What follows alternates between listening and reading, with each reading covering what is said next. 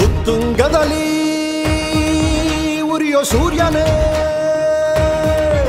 ನೀನು ದನಿಯಿರದವರ ಧೈರ್ಯವೋ ನೀಲಿ ಅಂದ್ರೆ ನೀತಿಯೋ ಈ ದೇಶದಲ್ಲಿ ಒಬ್ಬ ಚಾಯ್ ಮಾರುವಂತಹ ವ್ಯಕ್ತಿಯ ಮಗ ಈ ದೇಶದ ಪ್ರಧಾನಿ ಆಗಲಿಕ್ಕೆ ಸಾಧ್ಯ ಆಗಿದರೆ ಅದು ಮಾನ್ಯ ಡಾಕ್ಟರ್ ಬಿ.ಆರ್. ಅಂಬೇಡ್ಕರ್ ಅವರ ಸಂವಿಧಾನ. ಇವತ್ತು ಚಿಕ್ಕಬಳ್ಳಾಪುರ ಜಿಲ್ಲೆಯಲ್ಲಿ ಕ್ಷೇತ್ರದಲ್ಲಿ ನನಗೆ ಅಧಿಕಾರ ಸಿಕ್ಕಾಗೆಲ್ಲ ಕೂಡ ಬಲಹೀನ ವರ್ಗಗಳಿಗೆ ಶಕ್ತಿಯನ್ನು ತುಂಬುವಂತ ಕೆಲಸ ಮಾಡಿ